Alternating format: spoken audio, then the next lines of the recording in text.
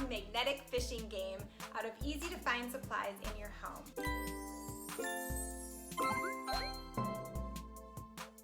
So what you'll need is to go on a little nature walk and find a stick, or if you have a wooden dowel or something this shape that you would be willing to have them use for this, at home already this will work. Then you need a string cut to about this long, and a magnet, and paper, color crayons, markers, pencils, paper clips, and glue. A glue gun works best. So first what you want to do to make your own magnetic fishing game is tie the string on one side to your stick. And we just used a regular knot and just slipped it right on here.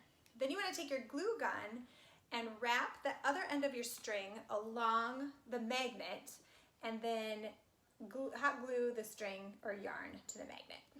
And then you have your fishing pole. And the hot glue really works well to keep this intact. Then you want to make little fish. So I just outlined these and had the kids color them in, and then we cut them out. I want to share mine. So I made a little rod. My little thing sometimes comes off of my pole, but it usually doesn't. And if it I does, like the teal string. If it does, a little hot glue will keep it in place. I like the teal string because it's closest to green, and green's my favorite color. And Mom only had a fat pole, or else I would have gotten a skinny pole.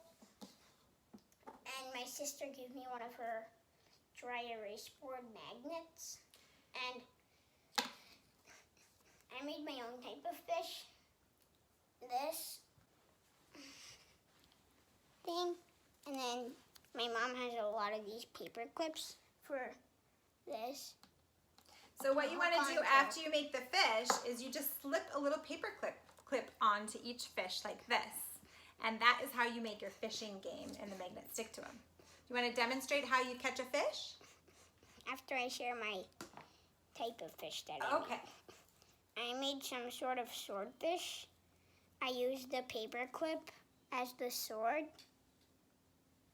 and it's still magnets. And this is how you catch. So, see this fish? I'm gonna catch it. I caught it. Yay! He's hanging right there. And you can make it a competition. You can find the special colored fish, or you can put numbers or sight words or letters on the fish.